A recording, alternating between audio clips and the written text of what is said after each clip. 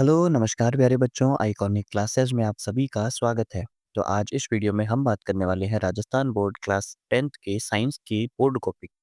तो आपका जो बोर्ड एग्जाम होने वाला है साइंस का, उसमें आपको कॉपी कैसे बनानी है, इस वीडियो को आपको लास्ट तक देखना है। इसमें आपको हर एक डाउट क्लियर हो जाएंगे और हर एक बात आपको यहाँ से समझ में आ जाएगी। और अगर ऐसे ही लिखोगे तो आपके नंबर पूरे मिलेंगे। तो चलिए शुरू करते हैं। तो सबसे पहले है, तो यहाँ पर आपको जो कॉलम मिलेगा इसमें आपको रोल नंबर वगैरह लिखने हैं, जो कि आपको पता ही है। आपको कॉपी का फॉर्मेट अब समझ में आ ही गया होगा।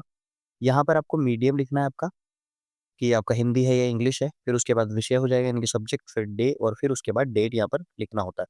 उसके अलावा इस पेज पे आपको कुछ भी नहीं करना होता है।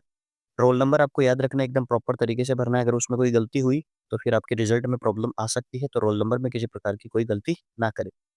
फिर उसके बाद यहाँ पर आपके लिए जो है वो निर्देश होते हैं, यानी कि कुछ इन्फॉर्मेशन होती है। इसको आप पूरा पढ़ सकते हैं कि इसमें क्या करना है, एग्जाम में क्या नहीं करना, वो सारी बातें यहाँ पर लिखी होती है। ये बातें ऑलमोस्ट एडमिट कार्ड पे भी लिखी जाती है। तो चलिए, अब जो पेज नंबर 1 है, इसमें आपके आंसर जो है वो शुरू होते हैं। तो इसमें आपके सेक्शन ए है, तो सेक्शन ए में आपके 18 एमसीक्यू आते हैं।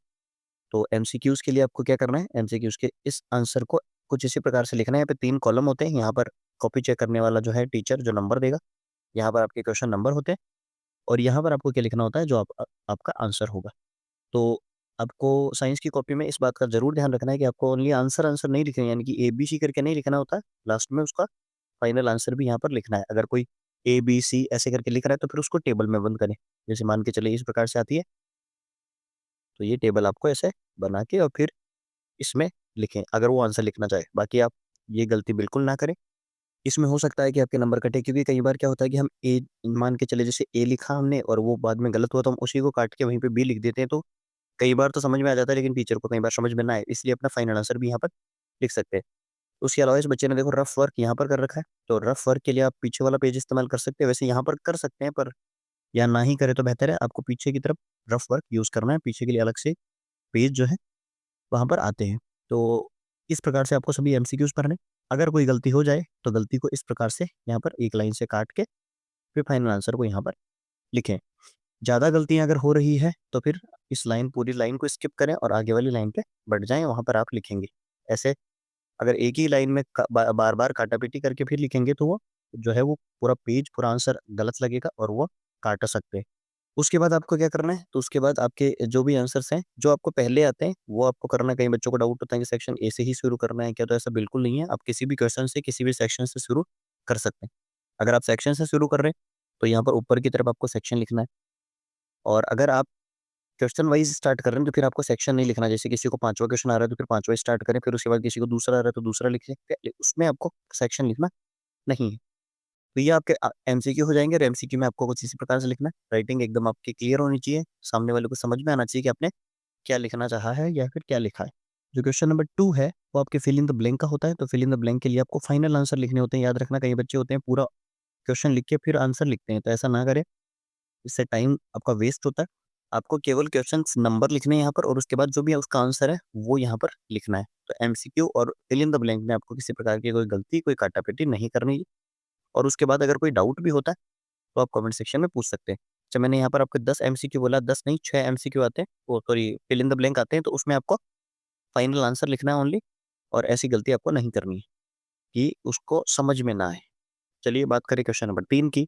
तो क्वेश्चन नंबर 3 में आपको किस प्रकार से, जैसे वो 1-1, 2-2 नंबर के जो भी क्वेश्चन आते हैं, उनको ऐसे लिखना है कि ओवर राइटिंग ना हो जाए। जैसे मान के चलें कि अगर ये क्वेश्चन 1 नंबर का है, तो 1 नंबर में आपको 2 से 3 लाइन के अंदर-अंदर उसको लिखना है। किसी भी प्रकार की डेफिनेशन आने पर आपको उसका डेफिनेशन और उसके बाद उसका एक एग्जाम्पल या उसका जो भी फॉर्मूला बन रहा हो, किसी प्रकार से वो ज़रूर से लिखना है। ऐसे ओनली डेफिनेशन लिखने के नंबर कई बार टीचर जो होते हैं वो काट लेते हैं, क्योंकि उनके पास आंसर शीट जाती है और उसमें सब कुछ लिखा होता है। फिर उसके बाद बात करें कि हर एक क्वेश्चन कंप्लीट होने के बाद ये आपको लाइन ड्रॉ कर देनी है। पेंसिल से भी कर सकते हैं, पेन से भी कर सकते हैं, तो आपकी इच्छा होती है। और जो आपके लिए मेन, जो उस क्वेश्चन में जो मेन हाइलाइटेड वर्ड है, उसको भी अगर आप अंडरलाइन करते हैं, तो पूरे आंसर को पढ़ने की ज़रूरत नहीं पड़ेगी। केवल इन सब चीज़ों से ही वो क्लियर हो जाते हैं। इसलिए टीचर जब चेक करते हैं कॉपी, तो वहाँ पर ये सब चीज़ें उसको क्लियर हो जाती है, टाइम वेस्ट नहीं होता है।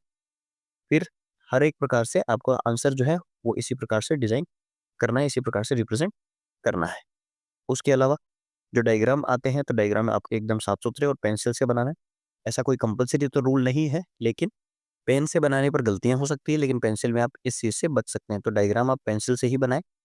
हाँ, और कई बच्चों को डाउट होता है कि हम ब्लैक पेन यूज़ कर सकते हैं, तो बिल्कुल आप कर सकते हो, लेकिन पूरे में ब्लैक से यूज़ नहीं करना है।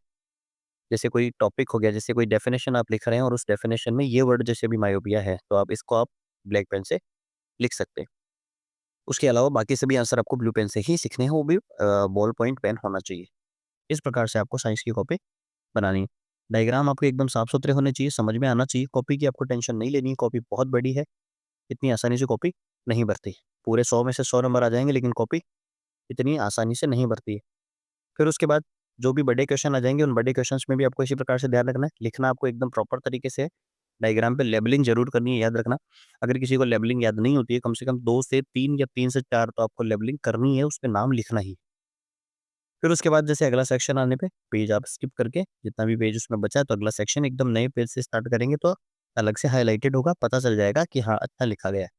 और कॉपी डिज़ाइन करने का और रिप्रेज़ेंट करने का तरीका को अच्छे नंबर लाने के लिए प्रेरित करता है।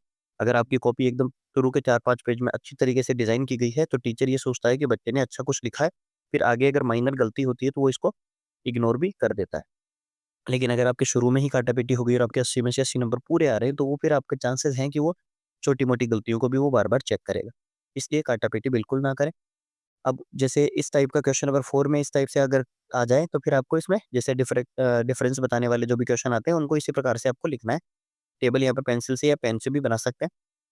फिर उसके बाद जो भी डायग्राम वगैरह होंगे, इसके बारे में हम बात कर ही चुके हैं। तो इस प्रकार से अगर आप आपकी कॉपी डिज़ाइन करते हैं, तो आपको बेहतरीन नंबर आपको देखने को मिलने वाले हैं। चलिए, अब जैसे बात करें बड़े क्वेश्चंस की, तो ये सभी 2-2 नंबर के जो क्वेश्चन हैं, उनमें आपको प्रॉपर तरीके से जितना क्वेश्चन में पूछा गया है, उतना ही लिखना है। ओवर राइटिंग बिल्कुल भी नहीं करनी है। ओवर राइटिंग करने के नंबर नहीं मिलते हैं, उल्टा नंबर कट सकते हैं। अगर कोई क्वेश्चन 1 नंबर का है और उसमें आप 5-6 लाइन भर रहे हैं, 7-8 लाइन भर रहे हैं, तो फिर उसका नंबर मिलने के चांसेस बहुत कम हो जाते हैं, क्योंकि इससे टीचर भी फ्रस्ट्रेट हो जाता है कि इतने से में इतना आया कहाँ से, लिखा कैसे? तो आपको जितना पूछा जाए, उतना ही आपको वहाँ पर आंसर लिखना है। तो ये सभी क्वेश्चन आपको अच्छे तरीके से इस प्रकार से ही लिखने हैं, और हर एक मेन वर्ड को अगर आप हाइलाइट करते हैं, तो उसमें समझ में आ जाता है। जैसे इस क्वेश्चन में आप बहुत ज़्यादा भी हाइलाइट ना करें, इससे वो आंसर जो है वो एक तरीके से अजीब-सा दिखने लग जाता है। जो मेन कीवर्ड्स हैं, उनको केवल आप हाइलाइट करें। डायग्राम वगैरह देख सकते हैं आप कि हर एक डायग्राम को प्रॉपर तरीके से बना के और लेबलिंग जो है वो एकदम अच्छे तरीके से कर देनी है। मतलब आपको नाम जो है वो डायग्राम में कौन-सा इंस्ट्रूमेंट क्या है, ये सब कुछ अच्छे तरीके से वहाँ पर लिखना है।